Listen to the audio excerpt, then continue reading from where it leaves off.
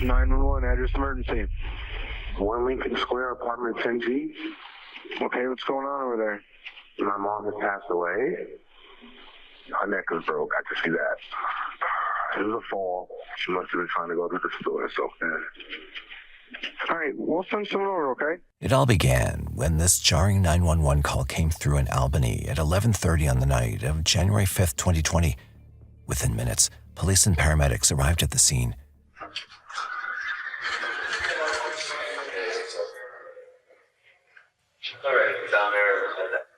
When officers entered the house, they found the victim, 62-year-old Valena Shepherd, on the ground inside the apartment, deceased. Present at the scene was the caller, her son, who had found the body. That's my son. You're her son? Sorry. In addition to James, her home healthcare provider, Quenisha Anderson, was also present, along with her boyfriend, Lee Williams, who also had information for the police. She wasn't answering her phone. What time did you call? All day, periodically. What time? 8 times today. The last time about 9 o'clock at night. From what James had told them and Quenisha's statement, it seemed likely to the police that Valena had been dead for a few hours. However, when they examined the body, a couple of things stood out to them. Did she seem like she's been here for a little while at least? There's no doubt, but I mean, it could have been, 2 hours, could be 6 hours. I don't, we can't gauge that. Valena Shepherd, as she laid on the floor, appeared to be dressed as if she was going to go out for the day. She was wearing a large winter coat. She was dressed in pants and sneakers. It was my belief that she had been deceased for quite a few hours. The fact that there were no signs of forced entry made the police pretty certain there had been no outside perpetrator. James had also stated that he thought she'd fallen even during his initial call, and this seemed likely at the time. I observed a laceration on her chin, and in speaking to James and other responding officers, people made the notion that Valena Shepherd may have fell into the corner of that wall and caused that laceration. But as the police began to comb through the crime scene, they noticed little pieces of evidence, and their suspicions grew. And I just don't like what's there. I don't want to touch anything until we get some pictures. Yeah, right. But we don't know if that's her shit either. I don't know if that's hers. We discovered what appeared to me to be a bloody boot print. I thought there was definitely more to it than just a fall into the wall. The bloody footprint confirmed their suspicions that something else was afoot, but the condition of the body made it hard for them to determine what the exact cause of death could be. So the body was collected and sent for an autopsy to be sure of what exactly occurred. In the meantime, officers began to scour the house for any more evidence they could collect, and soon they began to notice a disturbing trend. What does her pocketbook look like? It's red. Red, okay. Is it like big, small? Ain't that big. Okay, so like a regular size. Do you know where she keeps that in her apartment? No, that pocketbook goes everywhere with her. With her, okay. She's got a red pocketbook. Should be wherever she is. There was an Echo Dot box that Valena Shepherd had within her apartment, as well as laptop boxes. But we were unable to locate the electronics inside of Valena Shepherd's apartment. In addition to her pocketbook and the electronics that were missing, her phone was also nowhere to be found. The police were now sure that this was not a natural death. It seemed more and more likely that some sort of sinister robbery had occurred. They decided to close off and preserve the crime scene until the results of the autopsy returned and they could be sure of what had led to her demise. Before even beginning the autopsy, the medical examiners noticed something that they believed could provide them with critical data: a life vest. Valena wore this device, which acted as a defibrillator if her heart ever stopped. The medical examiners were hopeful its data could provide them with the exact time of death, but these hopes were soon dashed. And he had told us that it cannot run without certain wiring and a battery pack. And that battery pack and a lot of the wiring was missing from Miss Shepherd. We were unable to locate it, so we figured that the person who murdered the victim must have taken it during the murder and discarded it. The data couldn't be recovered at this point. They'd need to recover the information from the manufacturer's servers. But even with their warrant, the process would take time. However, soon they noticed something else, which further heightened suspicions. Discovered on Miss Shepherd's person, tucked within her undergarments, was a large sum of money. There was $1,100 in $100 denominations. This large sum of money hidden on her person made the detectives wonder whether Valena had known she was going to be robbed. But they'd no way of proving this just yet. Then, just as they were unsure what next steps to take, the results of the autopsy came back, and it chilled them to the bone. The medical examiner determined that Valena Shepherd had been deceased for more than one day, and she had passed some point on January 4th. She was strangled, she was stabbed, and she was bludgeoned to the point where numerous ribs were broken. Skull fractures had occurred. This was as a brutal crime that I've seen. There were no doubts now. This had been a brutal homicide, and the missing items pointed to the fact that robbery had been the motive.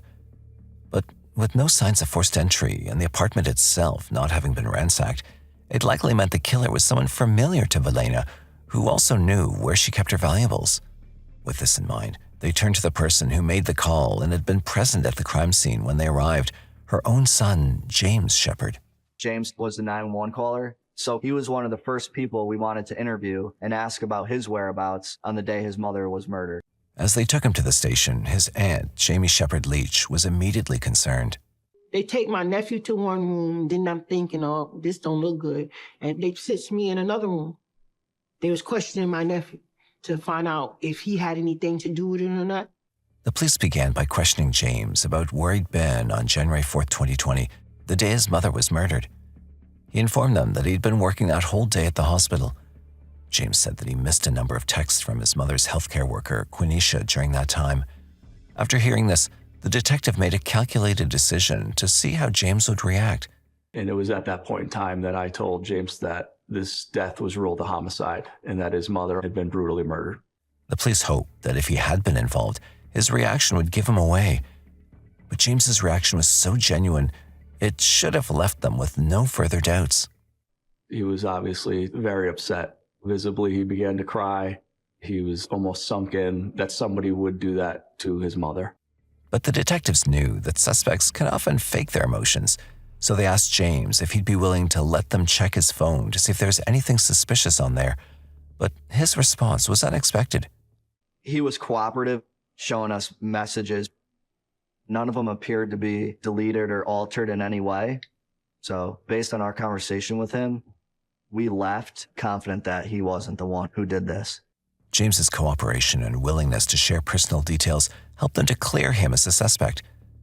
But if he hadn't been the known individual who'd robbed and murdered Valena, who could it be?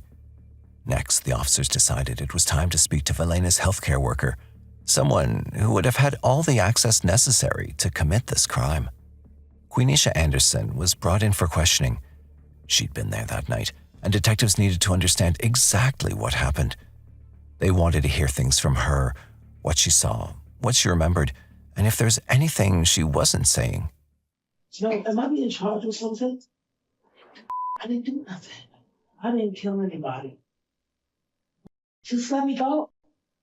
Did you talk to Miss Valena on Saturday? I was talking to Miss Valena. Like early in the morning or It was early in the morning, like 7:30. In her interview, Quenisha told detectives that she and Lee Williams had recently met through a dating app and that he'd been staying with her at her apartment. That night, when Valena was brought downstairs to Quenisha's place, Quenisha noticed that she had a lot of cash in her purse, around $1,600. She said they both agreed she'd take Valena to the bank the next day and deposit it. But during the autopsy, the medical examiner only found $1,100 hidden in Valena's undergarments. That meant $500 were unaccounted for. At that point, detectives started thinking, could money have been the motive? Was financial desperation driving someone's actions? No, Q. I got my own money. I make $14 an hour. I work over 40 hours every week. My direct deposit on Friday was over $600. I got $200 in my bank account. I would never do that to somebody, especially somebody who's disabled. This is how she was in her apartment. That's nothing. That doesn't do it justice. To the injuries she sustained. I would never want Miss Valena to go through that. Well, she did. In the interview, Quenisha got emotional. She said she had enough money on her own and insisted she could never do something like that, especially to someone like Miss Valena. But detectives still had questions, especially about the footprint found at the crime scene. While combing through Quenisha's apartment, they came across a pair of boots. The tread pattern looked a lot like the one left behind at the crime scene, and there was something on them that looked like blood. What size shoe you wear? I was so wrong. I'm just asking. These are 12 women's. All right. Do you have any boots up in your apartment? Those are mine. Those are yours? Yeah. The boots were sent to the lab to check for blood evidence. Quenisha lived just a few floors down from Miss Valena, so investigators needed to confirm whether she was even in the building at the time.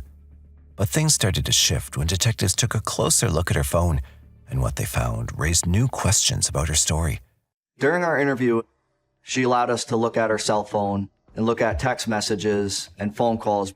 It established that she attempted to contact the victim on Saturday, January 4th, several times. We also could see that Quenisha Anderson was attempting to get a hold of Lee Williams throughout the day. There were several text messages between Lee and Quenisha where Quenisha is asking Lee where he is. We sent Quenisha's phone out to the crime lab so that they could extract all data and information from the phone. Quenisha's phone gave the cops some important clues. When they looked closer, they found lots of calls and messages that didn't quite add up between her, the victim, and Lee Williams. Now, Lee was starting to look suspicious too. Could both of them have been involved? And was it all about the money? The cops were still piecing things together when the life vest report came in.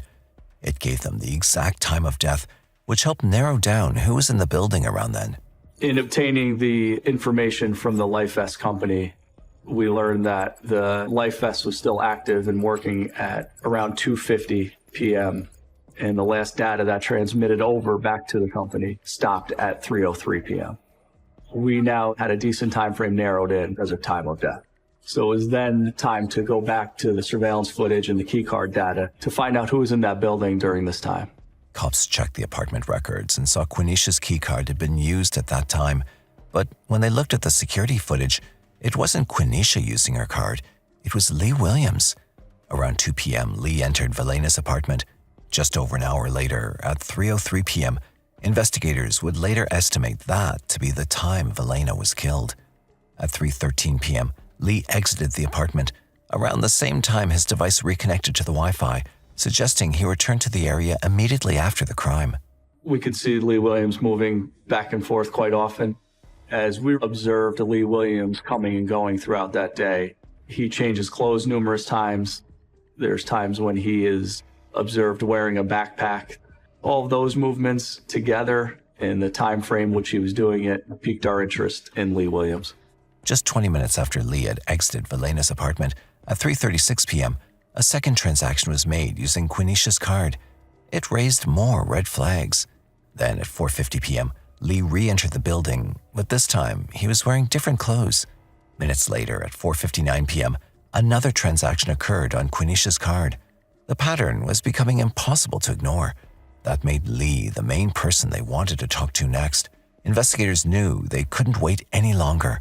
It was time to confront Lee and hear his side of the story. We understand that you had met her, right? Spent some time with her at her apartment. She's been to Q's apartment, right? Yes. So what we're trying to establish right now is kind of figure out a timeline of when she might have passed. Right. So when's the last time you saw her? When? Well, the last time I saw her was when me and Q went to her house. Yeah. And I think Friday or Saturday. Q was trying to get in touch with her to take her to the bank. Okay. Yeah. Because we understand there's probably attempts made to try to get in contact with Miss V on Saturday. I called her from my phone, and Q called, and I went up there and knocked on the door from time. The cops weren't just going to take his word for it. Just like they did with Quenisha, they checked Lee's phone too, looking through his call logs, messages, and movements that day. And what they found only made things more interesting. So this was Saturday was January 4th, right? So there's no phone calls in here for Miss V on Saturday. Is there any reason you would have deleted phone calls on your phone from Miss V? I don't think I would have. Well, you said she called you and you called her. Yeah, But there's no evidence of that on your phone. You were the last person to see her alive. You ever that's not necessarily true. It is true. When the cops looked through his phone, things didn't match up. There were no calls to or from Valena on Saturday like he claimed. So they asked him straight, did he delete anything? Lee denied it, but the data told a different story. When the interview ended, detectives didn't waste time. They took Lee's phone and sent it off to the lab, just like they had with Quenisha's. At this point, both of them were officially suspects. But just as they were piecing things together through the phones, a call came in from the maintenance team. They'd found something in the building's basement trash chute. During our search of the victim's apartment and during the autopsy, we never located a red purse. Inside of 1 Lincoln Square, there's a trash chute that's on each floor that goes down to the basement dumpster. Detectives contacted maintenance for the building and asked for access to the trash chute and the dumpster in the basement. As they were sifting through the trash of the dumpster, they located the victim's red purse. Also observed was men's clothing, a blue hooded sweatshirt and blue denim jeans. This was similar to the clothing that Lee Williams had on the day Valena Shepherd was murdered. That physical evidence was sent to a crime lab in efforts to obtain DNA from that clothing. When they sent that clothing to the lab for DNA testing, the cops thought it might just help them connect the dots, but they'd no idea what was coming. The results didn't just move the case forward, they changed everything. By then, data from Lee's phone had arrived, and it backed up what the police had suspected all along. When I got Quenisha Anderson and Lee Williams' report back, I knew that was a breaking point in this case.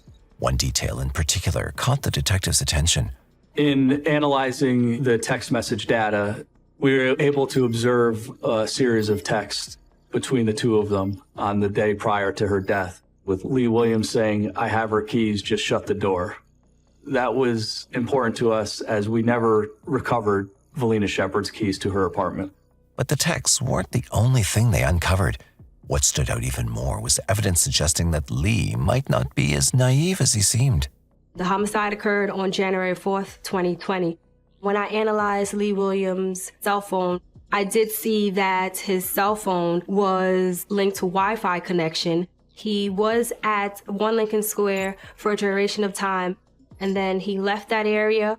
I tracked him back in that area at 1 Lincoln Square, and then he was traveling somewhat northbound in that city area. And then after, he did move throughout the city, and then he returned to that residence.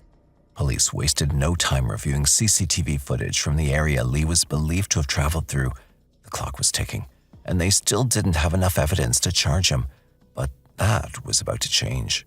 We were able to obtain several cameras that captured Lee Williams walking for several hours from 1 Lincoln Square all the way around the city of Albany and entering several convenience stores.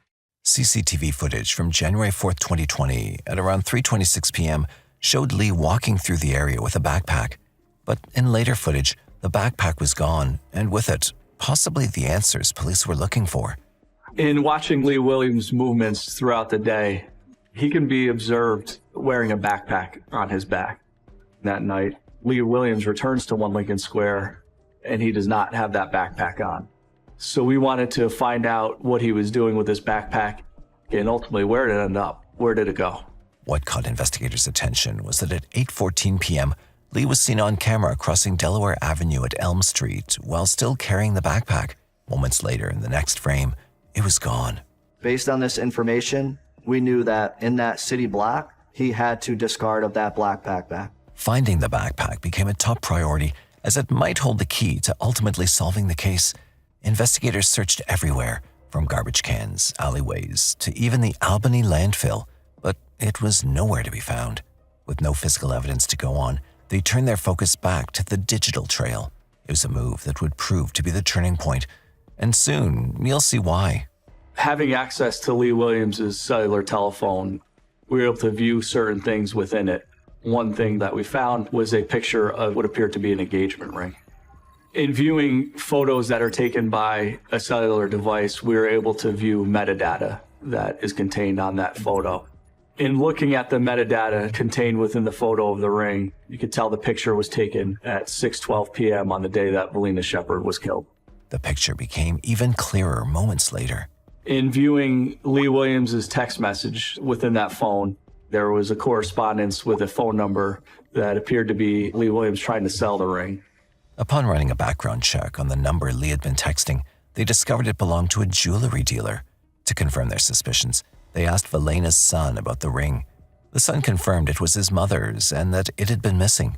The investigators went to the jeweler's shop, where CCTV footage from 6:37 p.m. showed Lee attempting to sell the ring. This was a breakthrough that could unlock the motive behind everything. The video surveillance confirmed that the person who came to his place of business to pawn a ring was Lee Williams. By further reviewing the CCTV footage, police also uncovered a link between the shoes found in Quenisha's house and the footprints at the crime scene. The prints matched a specific brand, and in the footage, Lee was seen wearing boots made by the same company. When we reviewed the video surveillance, Lee Williams was wearing black boots on the day the murder had taken place. And we never found the black boots, but we could see they were all made by the same company over the course of several years and had the same tread pattern as this footprint, which was left in the apartment. So we suspected that he had discarded those and that they had been used during the course of the murder. Everything pointed to one chilling possibility. Lee was trying to pin the crime on his girlfriend. They questioned Quenisha about the shoes and her card being used to enter the apartment, but she denied any knowledge, further strengthening the theory of a setup. Then came the unexpected. Weeks after the investigation stalled, the missing backpack appeared. An anonymous individual dropped off the same backpack Lee had been carrying. It was the final clue that could crack the case wide open. It was determined that that bag was the same bag that Lee Williams was walking around with that night. Inside the bag, there was an Echo Dot. There was laptops. And comparing the serial numbers on the devices that were in the bag to the box that was found within Valena Shepherd, you could tell that they were one and the same. Having this backpack was another piece of evidence pointing Lee Williams to this homicide. With the new evidence, investigators became certain that the motive for the murder was money. Lee Williams saw Valena Shepherd as somebody who was vulnerable. He had seen Valena Shepherd counting hundreds of dollars in cash a few days before. I suspect that Lee took money from Valena Shepherd's purse. Valena Shepherd discovered that, and that was why she hid the money in her underwear. She probably confronted him about the money that she was missing, and Lee Williams made the decision that rather than deal with Valena Shepherd or her accusations, he was going to kill her. Then they received the DNA report confirming that the blood on Lee's clothes belonged to the victim. This was the final piece of confirmation they needed.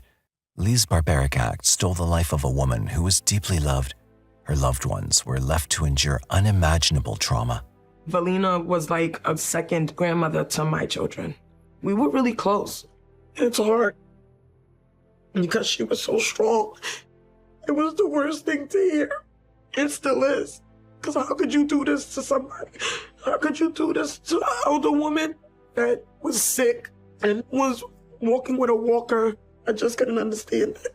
Valena's family was holding on to hope that she would finally receive the justice she deserved and the respect that was denied to her in death. Nobody really could believe what happened. We came back up to Albany and we all had shirts, Justice for Valena, and we released the balloons in front of our building to give a little bit of closure of what happened to her.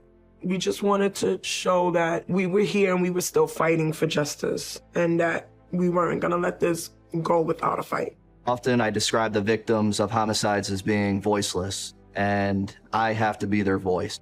Her family will always live through the memories of her, holding on to the love she gave them. He destroyed her family. He took a grandmother, he took my sister, he took her aunt. It's like, we'll never be the same again because Valena's gone. With all the evidence in place, they were ready to arrest him and move forward with the trial. You have a long history of lying. You lied on videotape to the police numerous times. I was in court. Hold on, I'm speaking now, you're done. I was under Do not interrupt me. You brutally bludgeoned to death an elderly woman, disabled, sweet, and innocent, in an attempt to get her money. You are a monster and you should never be allowed out of the correctional facility. Lee Williams was found guilty of second-degree murder and sentenced to 25 years to life in prison.